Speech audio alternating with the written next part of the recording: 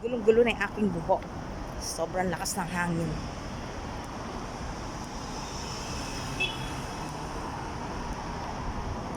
Blessed Sunday. Happy morning.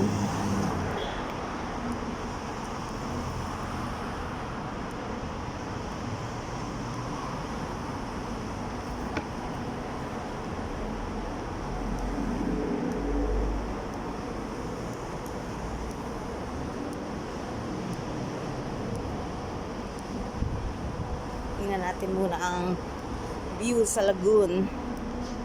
Ayan po tayo sa harapan ng Almajas Lagoon.